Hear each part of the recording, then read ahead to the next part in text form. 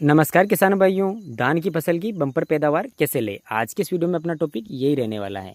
तो किसान भाइयों, धान की फसल की बम्पर पैदावार किस प्रकार से आप ले सकते हैं, तो इसके लिए आज इस वीडियो में हम आपको 2 से 3 प्रोडक्ट ऐसे बताने वाले हैं जिनको अगर आप सही समय पर धान की फसल में आप डालते हैं तो आप इससे अच्छी पैदावार ले सकते हैं। तो इसकी जानकारी के लिए आप इस वीडियो को बिना स्किप के लास्ट तक जरूर देखिए। वीडियो स्टार्ट करते हैं।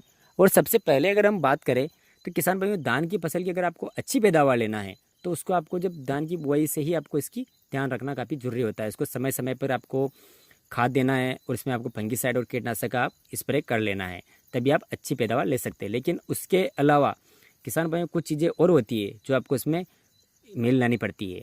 तो उसके लिए आप सबसे पहली तो किसान भाइयों बात ये होती है कि आप जो बुआई कर रहे हो उसका आपको तरीके। तो किसान बहुत से किसान लोग जो धान की बुआई करते हैं, एक तो छिड़काव करके बुआई कर देते हैं और दूसरे किसान लोग जो सीडल से बुआई कर देते हैं और तीसरे किसान वो होते हैं जो इसकी चौपाई करके बुआई करते हैं। तो किसान भाई, अगर आपको अच्छी पैदावार लेना है तो आप धान की जब चुपाई करके ही बुआई करें, उससे आपको अच्छी पैदावार देखने को मिलती है। इससे क्या होता है किसान भाई, पौधे से पौधे की दूरी ज़्यादा होती है जिसके कारण जो फुटाव है वो अच्छा देखने को मिलता है और उसमें जो कल्ले निकलते हैं वो ज़्यादा निकलते हैं। और जो सीडल से बुआई करते हैं तो उसमें उनका इतना स्पेस नहीं मिल पाता है जिसके कारण उसमें फुटाव कम देखने को मिलता है और इसमें आपको बीमारियों का अटैक भी ज़्यादा देखने को मिलता है, क्योंकि पौधा पास पास रहता है तो एक पौधे से दूसरे पौधे में बीमारियों का प्रकोप ज़्यादा देखने को मिलता है। और अगर आप चुपाई करके बुआई करते हैं तो उसमें पौधे से पौधे की दूरी ज़्यादा रहती है जिसके कारण उसमें बीमारियों का अटैक भी कम होता है। पहला पॉइंट तो ये रहा कि आपको बुआई अगर आप कर रहे हैं तो आप चुपाई करके ही बुआई करें।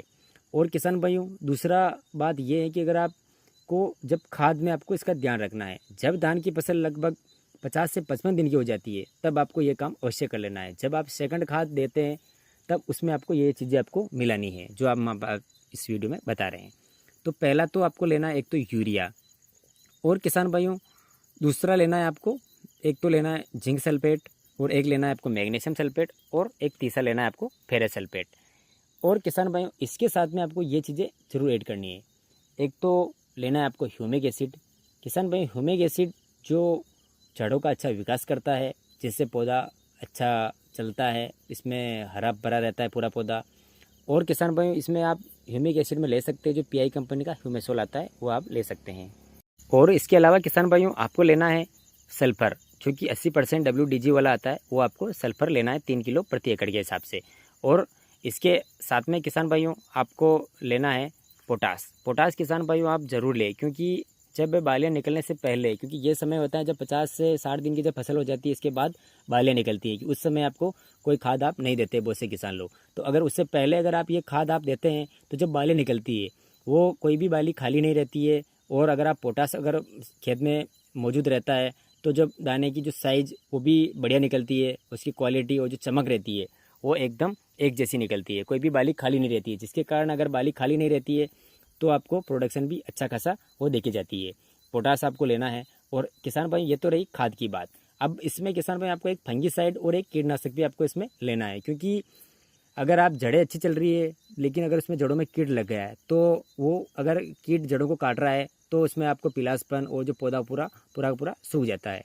तो इसके लिए आपको ज़मीन में जो कीटनाशक है और जो ज़मीन के जो कीड़े यानी कि जो दीमक लगती है या कोई भी जो सफ़ेद लट, जो ज़मीनी जो कीट होते हैं उसकी रोकथाम के लिए आप ले सकते हैं जो बायर कंपनी का रीजेंट अल्ट्रा आता है, वो लेना है आपको 4 किलो प्रति एकड़ के हिसाब से। रीजेंट अल्ट्रा किसान भाई एक सिस्टमेटिक इंसेक्टिसाइड होता है जो धान की फसल में जो तना लपेटक जो कीट लगता है उसकी भी एक रोकथाम करता है। तो आपको वो लेना है 4 किलो प्रति एकड़। और किसान एक अच्छा सा फंगीसाइड भी आप इसमें ऐड कर सकते हैं, जैसे कि आप ये तो रोको ले सकते हैं जिसमें थाइपोनेट मिथाइल आता है, इसको आपको अच्छे से तरीके से कोटिंग करके आप इसमें छिड़काव कर सकते हैं। तो किसान भाइयों, ये तो रही इसमें खाद की बात। अब किसान भाइयों, इसके बाद जब बालियाँ निकल जाती है उस समय भी आपको कुछ इसमें स्प्रे करना पड़ता है। अगर आप ये स्प्रे कर लेते हैं तो आप जो बालियाँ निकलती है वो पूरी की पूरी आपको स्वस्थ देखने को मिलती है। तो किसान भाइयों, एक तो इसमें जब ब्लाइट का अटैक भी देखने को मिलता है, जिसमें सित ब्लाइट हो गई, स्टेम ब्लाइट हो गई और जो तना जिसमें स्टेम बोरर का भी अटैक देखने को मिलता है। तो इसके लिए किसान भाइयों आप ले सकते हैं जब बालियाँ निकल जाती है उस समय या निकलने की स्टेज हो तब आप ले सकते हैं जो बायर कंपनी का जो नेटिव आता है। इसमें टेबुकोनाजोल प्लस ट्राइफ्लॉक्सीस्ट्रोबिन 2 प्रकार के टेक्निकल आते हैं। जो ट्राइफ्लॉक्सीस्ट्रोबिन किसान भाइयों जो टेक्निकल होता है यो फसल की जो अच्छी वृद्धि के लिए ये इसमें आता है। तो आप अगर इसका स्प्रे करते हैं तो आपकी जो धान की फसल में आपको कहीं ना कहीं आपको 1 से 2 क्विंटल आपको प्रति एकड़ के हिसाब से आपको प्रोडक्शन ज़्यादा ही देखने को मिलेगा। तो आपको ये स्प्रे आपको कर लेना पड़े।